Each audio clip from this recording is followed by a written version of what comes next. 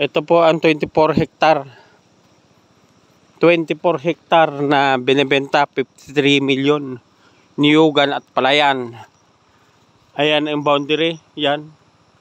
Yung bakod na yan. Yan ang boundary.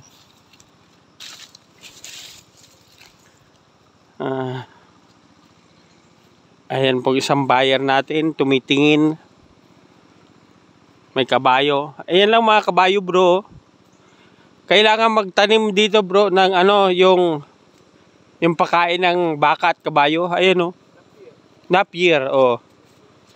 Pwede ka magtanim dito. Ito bro. Ayan, yung bundok na yan. Kasama yan sa 24 hektar. Oh, hanggang doon sa taas. Papunta doon. Yan yung may bukal dyan. Inigiban ng tubig natin. Yan ang ano, sinasabi ni bro na maraming ano, marami. Kaya pag nabili nyo yan, mas maganda.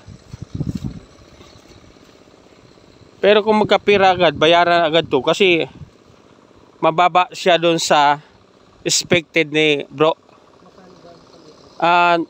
Dati yung tinanong niya doon sa ano niya, sa ano yan, ang pinagtatanungan niya 50, pero ang bigay lang ni Ninong Simeon daw ano 45 million, pero 50 million doon sa tinanungan niya.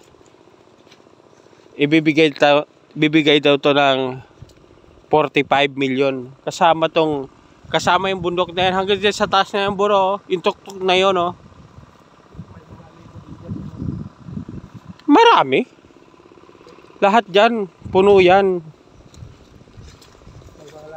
Oo, dami yan dyan. Tayagan. Ito, ipapa-analyze natin to. Kung ano ang mas maganda dito. Ano ang mas magandang itanim.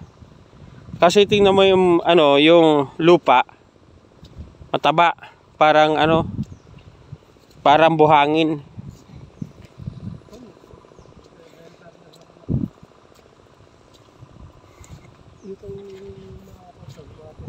Ha? Gabi. Oo, gabi. Pag tag-ulan, pero pag tag-inito yung tuyo to bro. Pwede, doon pumunta kami dito, lahat kami nakamotor. Pasok doon sa bahay ni Ninong yung unang pinunta natin. Doon, hanggang doon ang mga motor namin dala. Oh, lawak to. Oo, mga 200 kaban ang naani dyan. Pag napaganda mo pa yan, ang ani, maganda yung ani ng palay, mga 300 dyan. Oo, libre ang tubig niyan kasi may sariling bukal yan. Yung bukal niyan, yung pinagigiba natin. Diyan. Oo, nakita mo na ba to? Oo, binalag ko na to dati. Kasi yung tabing ilog, kinunan ko yan. Oo. Mababa pa ang presyo nito noon. Mura lang to noon eh, parang 100 lang yata to per square meter. Di dapat ano, 24 million lang. Ngayon doble na. Kasi ayos na yung highway dyan. Oo. Oo, pag babayaran mo na, babayaran nyo na, ano, tatawad tayo. Kumplito ang papel nito eh. Nagbabayad ng buwis, may titulo.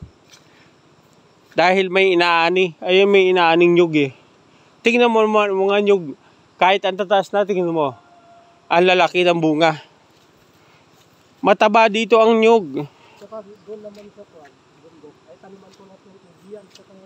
Yung bibigay sa'yo ni Simeon, mas malaki 10 hektar pala yun. Isang layan 30,000, 10 hektar yun. Maraming laman yun doon. Marami ka mahuhuli doon kung mag-ano ka ng labuyo, baboy damo. Maglagay ka ng tao doon. Pupunta-punta namin pag magaling ng pako.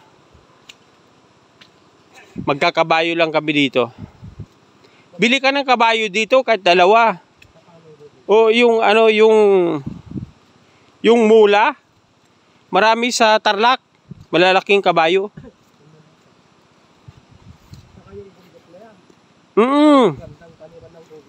Yung tagilid na yan. Taniman mo nga agarwood yan, bro. Agarwood? Nakaw. Kuha ka ng agarwood na pantanim dyan. Maganda. Baka ito nagbabawal lang. Hindi. Magtatanim ka nga. Pag aanihin mo, kukuha ka ng permit sa DNR bago ka mag-ani. Kahit sarili mo. Oo, talaga. Oo.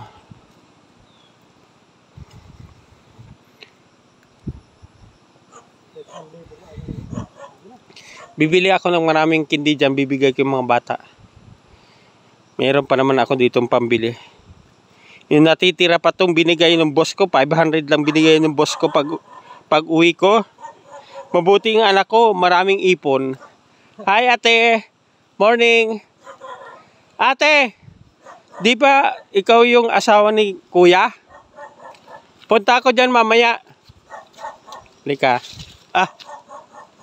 Kaninong bahay ito, te?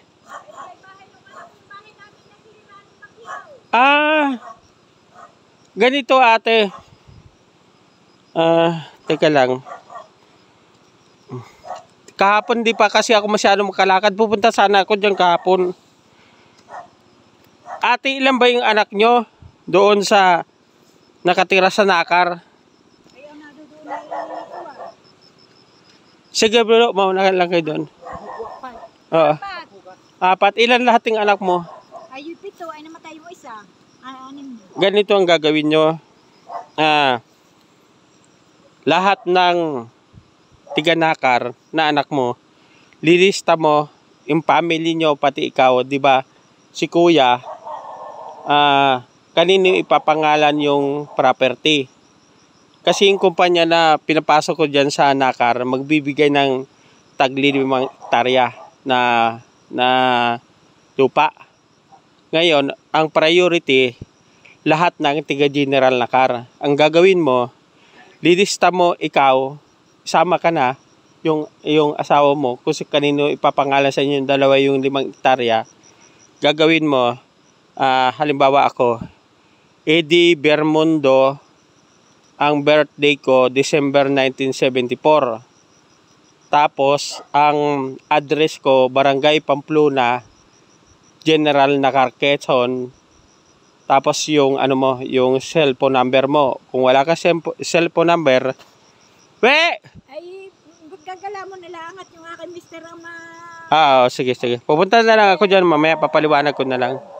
Kasi malaking trabaho yon.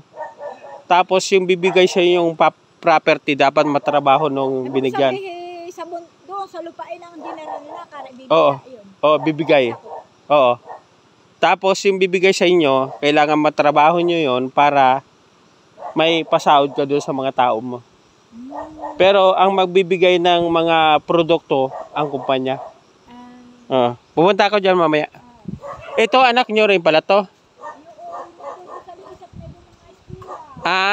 Kanino tong sasakyan, ate? Oo. Sige, ate.